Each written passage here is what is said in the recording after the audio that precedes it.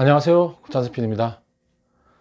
오늘은 최근 제가 이제 음악 분야의 인공지능 활용 사례에 대해서 얘기를 좀 드리고 있는데요. 오늘 얘기 드리려고 하는 거는 국내 사례입니다. 국내 사례. 네, 음악이라는 부분이 꽤 오래전부터 인공지능으로 음악을 창작하려고 하는 그런 시도들이 있어 왔고,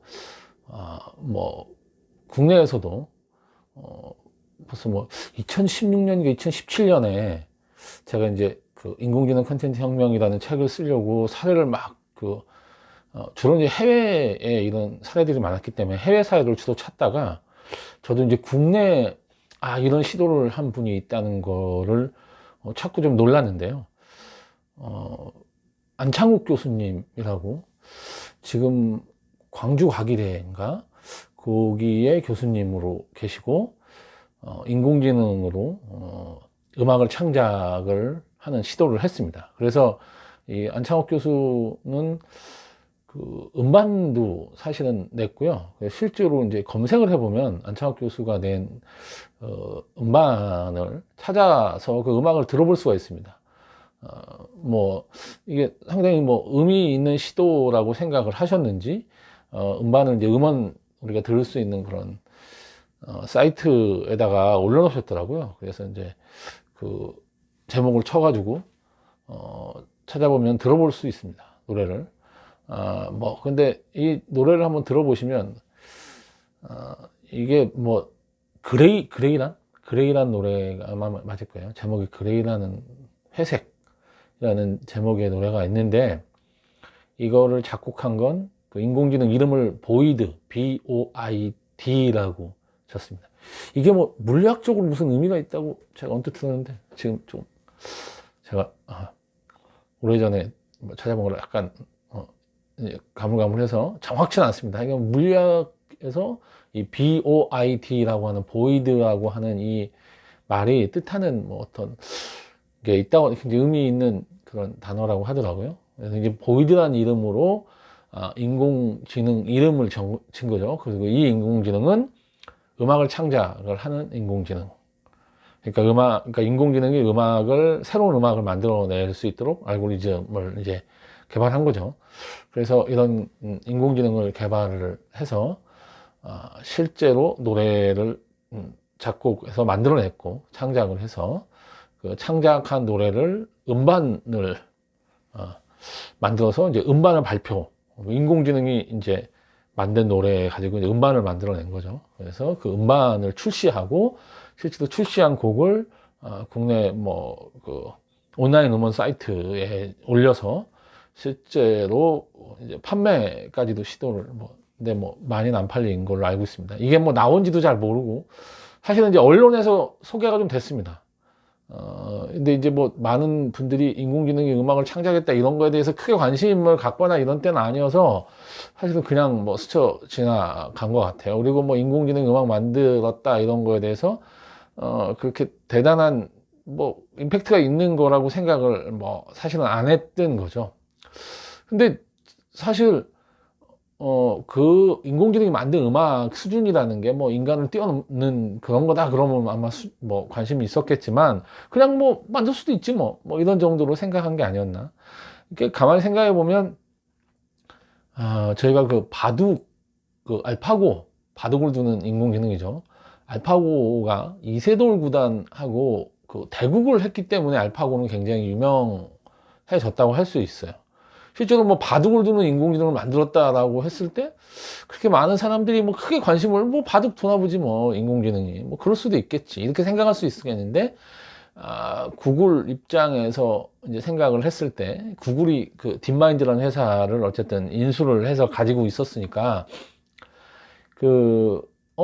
이게 보니까 이 바둑을 두는 인공지능을 학습시키고 이러면서 자기들이 볼 때 이게 굉장히 바둑 두는 수준이 높아서 사람 중에 제일 잘 두는 사람하고 대국을 해도 이길 수 있다 라고 생각을 한 거겠죠. 그리고 특히 동양권에서 이 바둑이라고 하는 거, 그리고 바둑을 두는 인구, 서양에도 이제 바둑을 두는 분들이 많아졌으니까 이런 사람들이 바둑이라는 이 두뇌 스포츠라고 부르잖아요. 이게 가지고 있는 그런 그 정신적인 의미라는 거를 뭐 누군가 구글에 있는 사람 잘 아는지 잘 모르겠지만, 그래서 이거를 인공지능하고 바둑을 잘 두는 그런 고수하고 대결을 하는 게 사람들한테 굉장한 관심을 끌 거다. 인공지능이 새로운 걸 합니다. 이런 얘기를 할 때, 그런 이제 기획을 한 거죠. 이게 마케팅 기획인 거죠. 이걸 이제 구글이 가지고 있는 딥마인드라는 회사에서 바둑을 두도록 알파고라는 이제 인공지능을 학습을 시킨 거고, 그 학습시킨 결과가 굉장히 의미 있다고 보고, 이게 사실 이제 돈을 좀 많이 들여서 마케팅을 한 거죠. 전 세계 사람들한테 바둑을 뭐 이세돌이라는 사람하고 바둑을 둔다라고 하니까, 당시 이제 다들 기억하실 거예요. 많은 분들이 음악 얘기하다가 바둑 얘기를 길게 하는데, 어쨌든 그 많은 분들이 바둑을 인공지능이 도전했다고 하니까, 야, 인공지능이 많이 발전했나 보다. 바둑, 그리고 그것도 이세돌보다는 하고, 야, 뭐 나름 인공지능 학습을 열심히 시켰나 보네. 인공지능이 많이 발전했나 보네. 야, 그럼 뭐 이런 말이 되나 이게? 그렇게 생각을 했고, 실제로 이거 뭐 그냥 관심 있는 분들이 많이 생겼던 거죠. 이 대결에 대해서. 근데 이제 대부분은 이세돌 구단도 그렇고 대부분 사람들은 뭐 당연히 인간이 이긴다고 생각을 했던 겁니다. 이게 바둑이라고 하는 거를 인간 두뇌에 굉장히 두뇌를 이렇게 창의적으로 사용을 해야 되는 그런 스포츠라고 생각을 했고, 사람이 만든 컴퓨터, 그러니까 인공지능이 그런 창의적인 인간의 그런 바둑 수를 쫓아온다거나 하는 거는 쉽지 않다. 그거는 이제 인간이 약간 흉내가 내는 거지. 그게 말이 되냐라고 생각을 했던 게 대부분이었으니까. 근데 이제 결과, 다 아시다시피 결과가 깜짝 놀랄 만한 결과가 나온 거죠. 이세돌 구단이 딱 한 번 이기고 이제 나머지는 다 졌잖아요. 예. 그걸 보고 이제 많은 사람들이 깜짝 놀란 거죠. 그런 거 보면 구글의 마케팅이 완전 성공을 한 셈입니다. 이러면서 구글은 본인들이 가지고 있는 인공지능 기술이 얼마나 대단한가를 전 세계에 이제 알리는 그런 아주 멋진 마케팅을 성공해냈죠. 근데 이제 그 음악 얘기하다가 이제 바둑 얘기를 했는데, 사실은 인공지능이 음악 만든 건 꽤 오래전부터 있었는데, 뭐 그래서 인공지능이 작곡을 했습니다 이런 얘기는 있었지만, 그렇게 크게 뭐 대단하다고 사람들이 느끼진 않았던 것 같아요. 그러니까 이제 음악을 만드는 일정 정도 규칙성이라든지 이런 걸 가미해서 음악을 만드는 거는, 그러니까 단순하게 음악 만드는 거는 그리 어려운 일이 아니다라고 생각을 한 거겠죠. 근데 이제 근데 이제 사실 음악은 베토벤이나 모차르트 음악하고 인공지능이 작곡한 음악을 보고 누가 더 잘 작곡을 했냐, 이거는 사실은 굉장히 주관적인 거잖아요. 이렇게 물론 전문가분들이 들었을 때는 굉장히 수준이 높다 이런 얘기를 할 수는 있겠지만, 사실은 곡을 두고 누가 더 작곡을 잘했냐 이렇게 하기는 좀 어려운, 대결을 할 수는 없으니까. 이게 바둑은 대결이 되기 때문에 보고 이거 인공지능이 굉장히 발전했다 이렇게 말할 수 있지만, 음악은 작곡해서 나왔는데 그 곡을 사람들이 듣고 와 대단하다 이렇게 사실은 여긴다는 게 쉬운 일은 아니었던 거죠. 그리고 이제 사실은 음악 산업에 종사하는 분들은 대체적으로 뭐 동의할 얘기겠지만, 작곡을 뭐 잘하거나 좋은 노래를 만들거나 이런다고 해서 사람들한테 알려지고 성공하고 꼭 그런 건 아니게, 물론 이제 좋은 노래면 대부분 성공할 확률이 높겠지만 100% 그렇게 되는 건 아닌 거죠.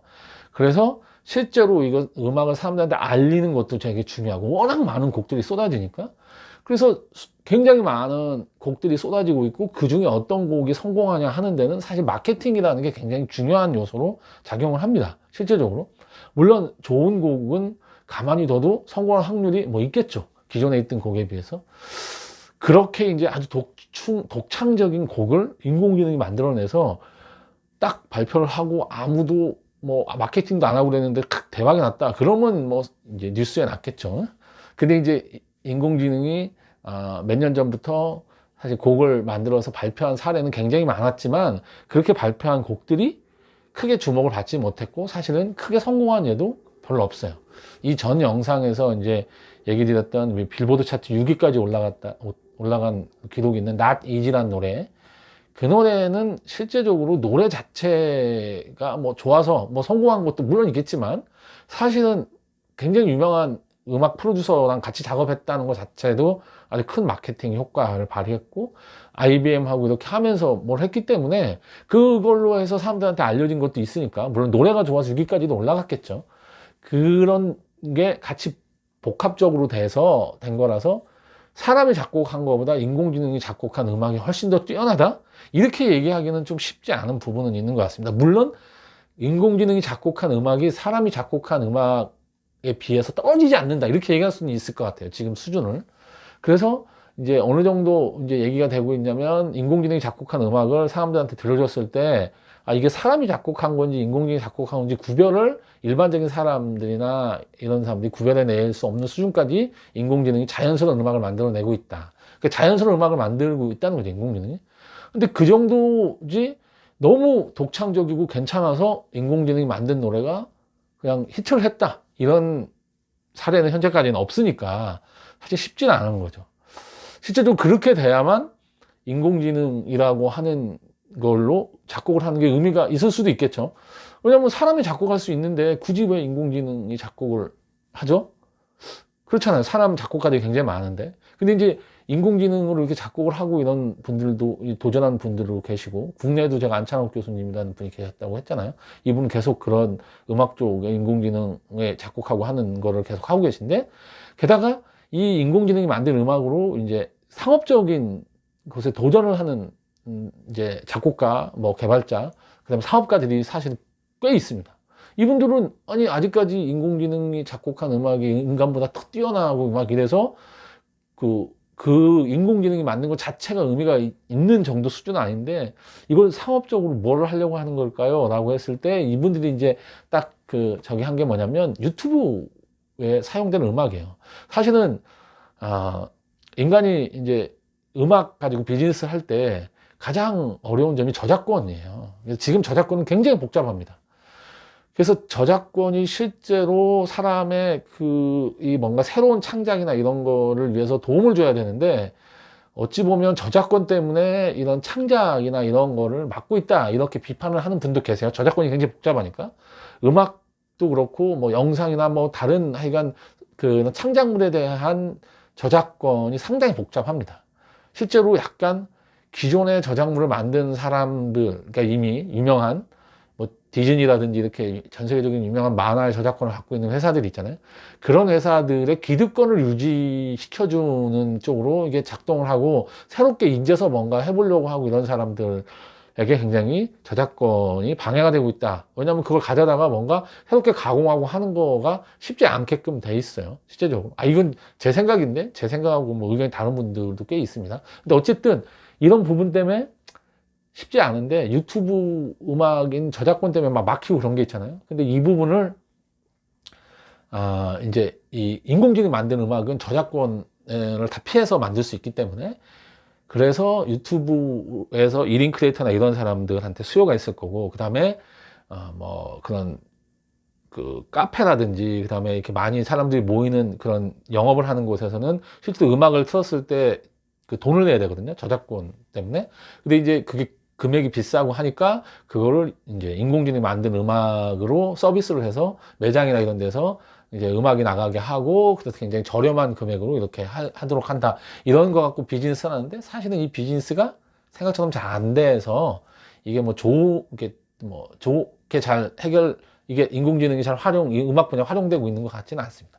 어쨌든 이런 여러 가지 이유 때문에 사람들이 음악 분야에 도전하고 있고 국내에서도 이렇게 안창호 교수님처럼 멋지게 도전하는 분들이 꽤 많이 있다. 그리고 앞으로 이게 굉장히 의미 있고 크게 발전할 거다라고 생각하고 있고요. 그런 부분에서 여러분들도 한번 관심을 가져보시고 우리 국내에서도 인공지능 쪽에 특히 음악 분야에서 이런 걸 하는 분들에 대해서 한번 공부해 보시고 한번 이렇게 주의 깊게 보고 계시면 이분들이 큰 뭔가를 해낼 수도 있으니까 그게 뭐 우리 미래를 크게 바꿀 수도 있고요. 뭐 오늘 이 얘기 국내 음악하고 인공지능 관련 얘기를 하다가 얘기가 좀 너무 거창해졌는데 하여간 오늘 여기서 너무 길어져서 마무리하고 다음번에 또 음악 분야 인공지능 활용 사례에 대해서 더 재밌는 얘기를 드리도록 하겠습니다. 예, 들어주셔서 감사합니다.